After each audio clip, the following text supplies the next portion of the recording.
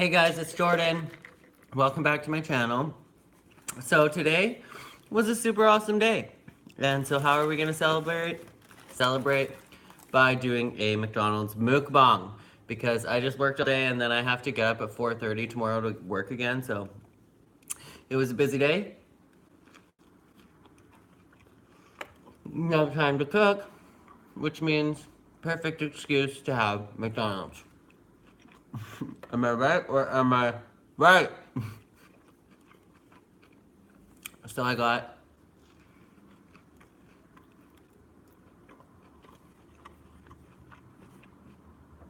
the crispy chicken ranch wrap.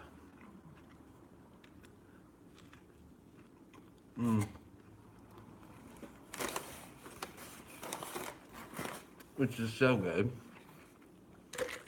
I mean, it will never compare to the Dairy Queen crispy chicken wrap, if you've ever had that. But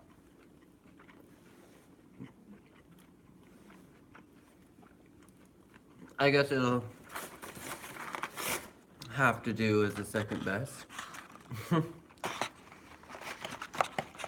I wonder if I can get some food in the frame so you guys can see what I'm eating. Well, I guess not, but these are my fries.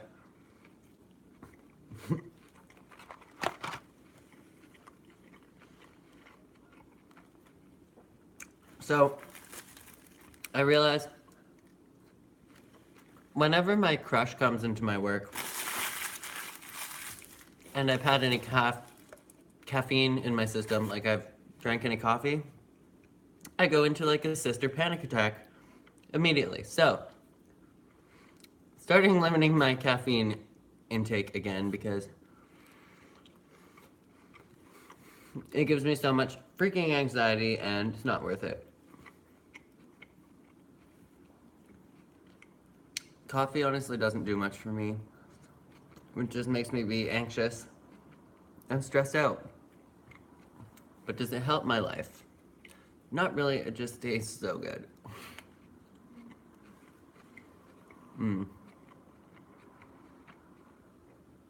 I should have ordered like 5 of these ranch snack wraps because I'm starving.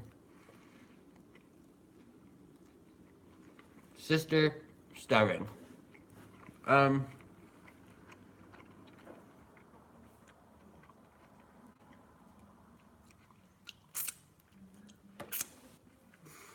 And a bunch of you guys that were commenting on my last video about Jeffree Star. Like,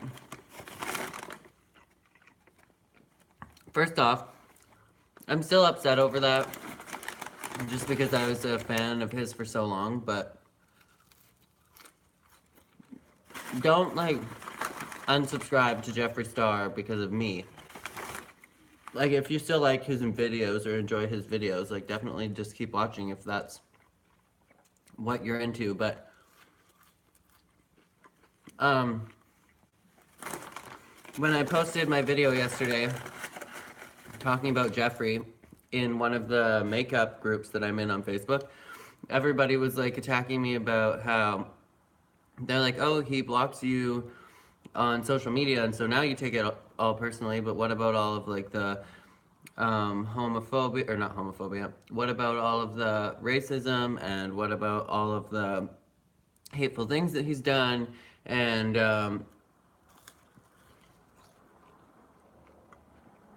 listing just like lists and lists of terrible things that Jeffree's done. And honestly, I've heard some of this stuff, but I just watch his YouTube videos. I don't watch drama channels. I don't watch all of the beef on like other people talking about things that he's done like 10 years ago.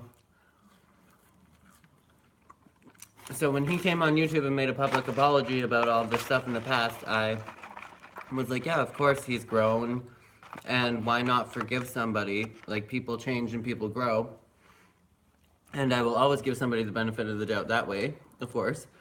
But I don't know.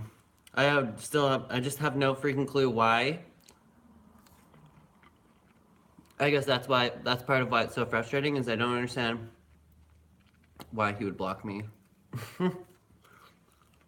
But whatever. So I got a quarter pounder with bacon.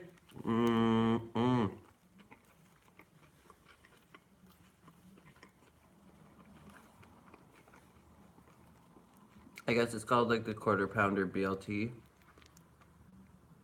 And there's like pickles, mayo, onions, lettuce, tomato, cheese, bacon, hamburger, all the good things.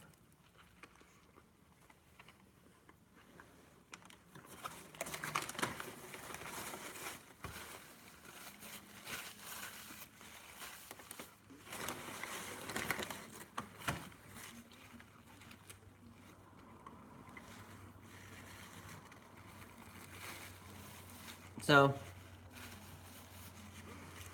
I found a post on Facebook today that was shared by the scholarship fund in my brother's name because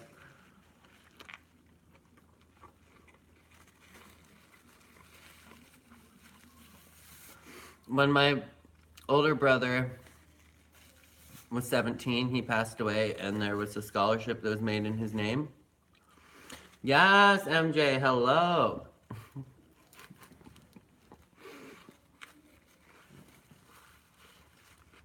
Next mukbang is with you.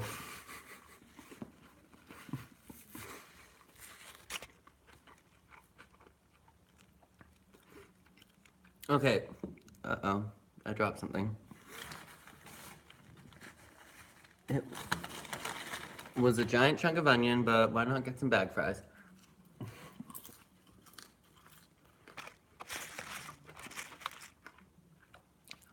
Okay, so my older brother, like suddenly passed away when he was 17. And there was a scholarship fund that was made in his name. And I was reading through everything that the scholarship fund stands for and how all of the recipients over the years have used their like scholarship money and what they've gone on to achieve and stuff like that. And I was realizing that everything, like when my brother was still alive and we were friends and we would hang out and as siblings you're always like, we're not alike at all. And so it's just so funny to look back on because the scholarship fund, like the quote was like basically supporting and encouraging people to step into the arts and like music and dancing and all of this stuff, like digital animation and all of the things that is like my YouTube channel and all of the things that I currently do right now as a person. And I'm like, growing up, I was always like, me and Bryden aren't alike at all. We're so different. Literally, he just liked to dance in different styles and he liked to edit different kinds of videos and he liked to play like electric guitar rather than singing, and I sing and play acoustic guitar. Literally, we do all of the same things, but we just like chose a different route. So I just think that that's so funny, but I'm super proud to read like that the scholarship fund is doing great things and that there's been all of these different recipients from over the years that are using the scholarship money to get into the arts and to propel their careers as artists. And I think that is amazing and lets me feel like my brother's spirit is living on through other people. And that is amazing.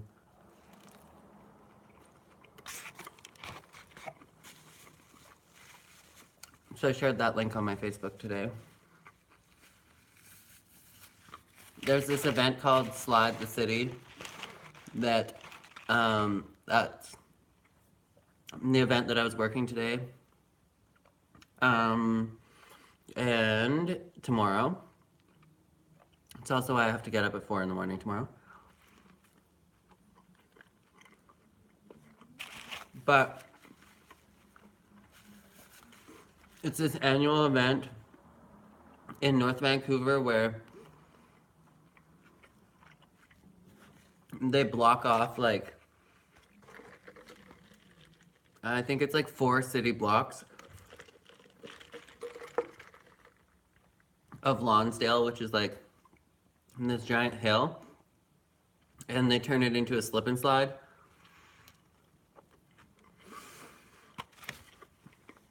And it's called Slide the City because you're literally sliding down the city.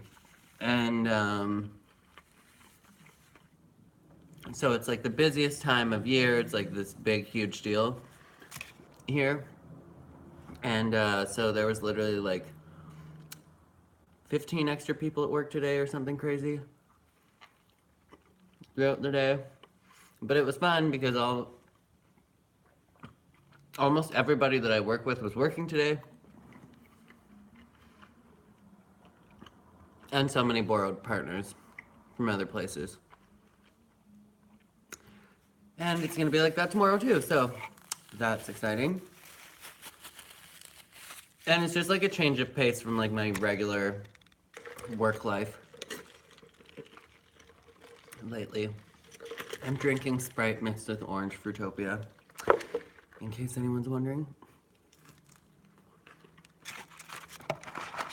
But I'm probably going to feel so sick after this because I don't ever eat McDonald's anymore.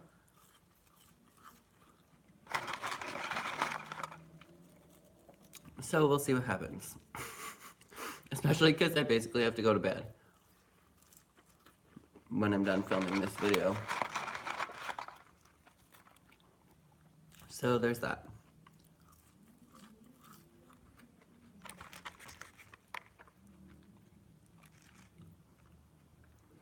Also, I still haven't brought my computer in to get it fixed.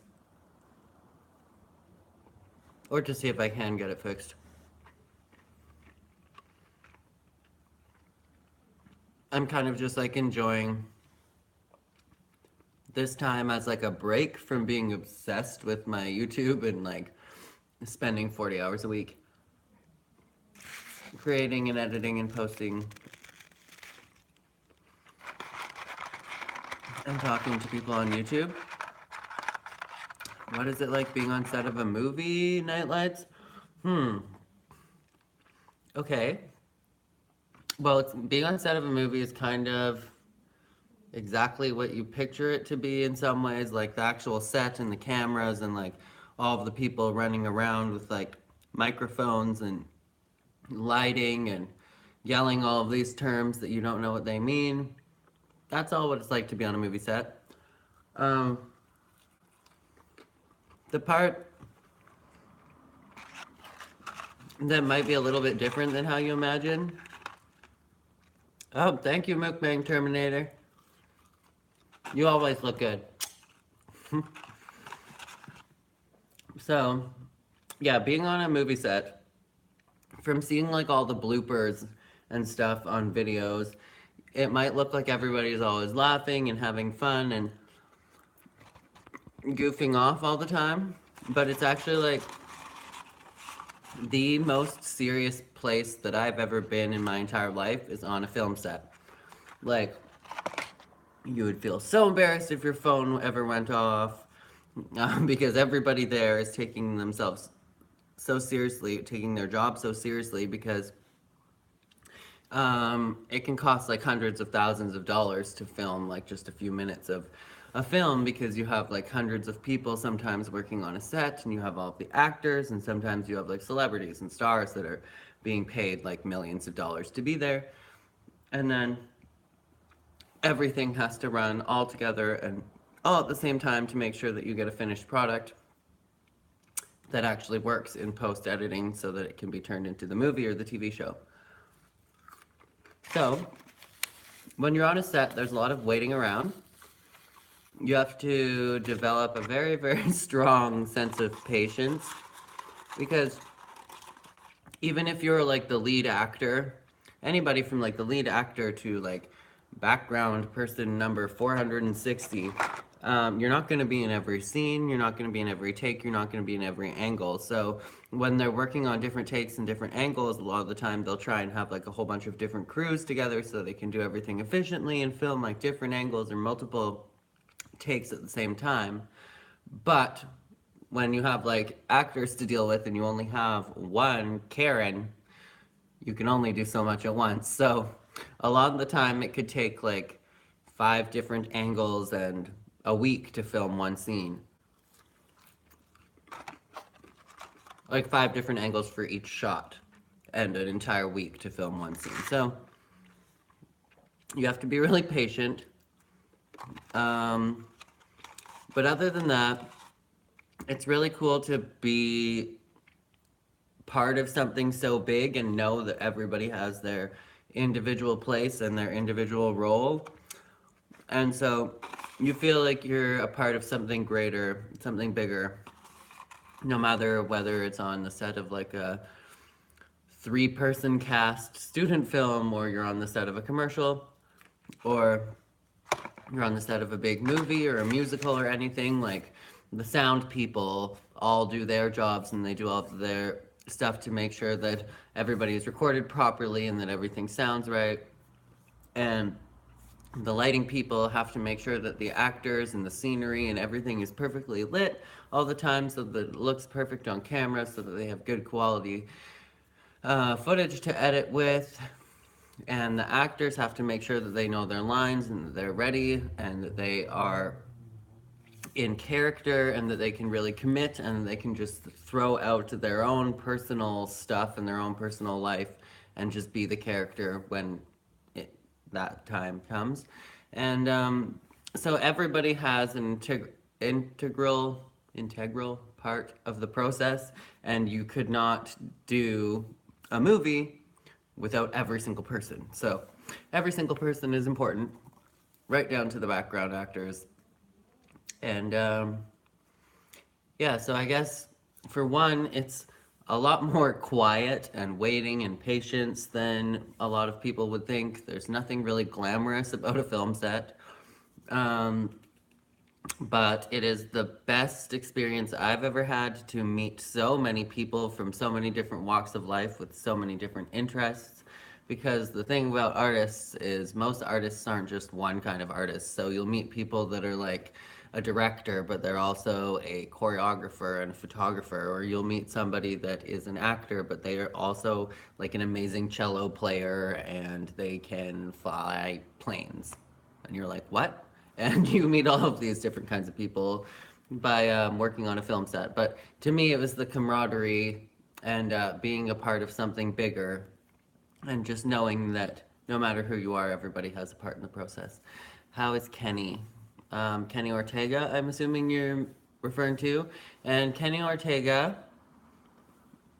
was amazing. He was my favorite person ever to work with, ever. He was basically just like somebody that I always wanted to work with because I was obsessed with the High School Musical movies and Hannah Montana, and he directed and choreographed High School Musical and Hannah Montana tour and Jonas Brothers tour and the Michael Jackson concert and tour. And so I thought he was amazing. And then to work with him and have him like remember my name and remember other just smaller members of the cast. Like I said, everybody has like a super integral, important part, and he really honored that and made us feel important, even just being like a background dancer or like somebody without a name in the cast. He'll still make you feel important, and he remembered my name, and I was like, what? So I thought that he was awesome, and he really goes above and beyond to make people feel special.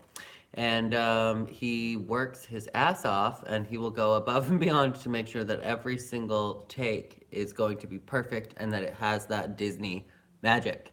Because if it doesn't have the Disney magic, he's going to be frustrated and he'll be like, let's go again, again, again, again, again. And when he sees it, he knows what it is. And that's when the magic happens. And he's like, yep, okay, we got it, moving on. And I kind of see him like, he's super old school, like, I feel like he was probably really inspired by a lot of the same people I'm inspired by, like Judy Garland and Fred Astaire and all of the like 1950s, 1960s, like MGM era kind of Hollywood. And he tries to bring that to life still in like 2018 musicals and just have like that magic and that class that they had in the dancing and the singing and how it was just so romantic and beautiful and perfect. And yeah, so I think that Kenny Ortega is an amazing gift, and he is just so talented and such a great person. So definitely loved working with him. And yeah. Does anybody else have any more questions before I end this live stream? Because I am done eating and your sister needs to go to bed because I have to get up pretty early for work.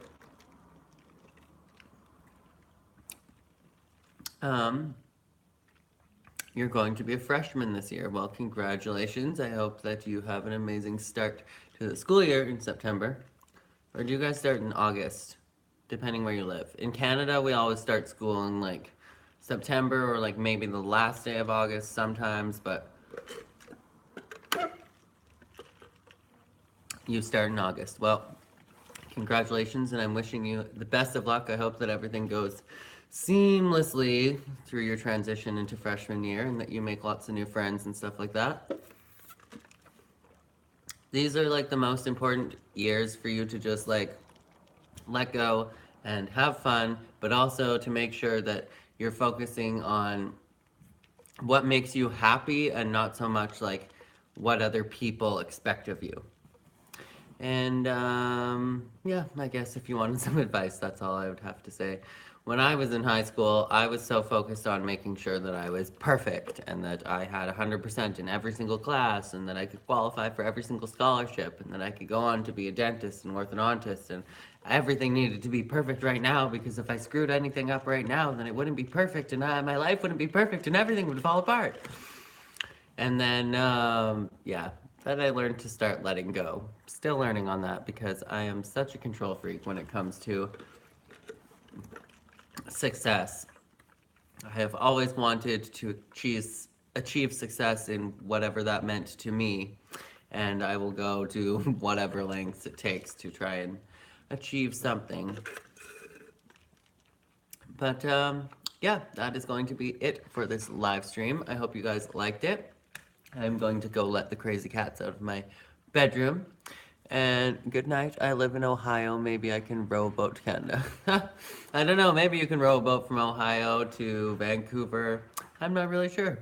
But I need to get out on a boat more often. I wish I had a boat. But anyways, okay. I love you guys so much. And as always, make sure to be weird, be wild, and stay sparkly. And I will catch you guys in the next video or the next live stream or whatever it is. And yeah, I'm going to post this video on my channel so you guys can watch it in playback. And hi, cute Candy, chiming in right at the end. Okay, see you guys later. Bye-bye.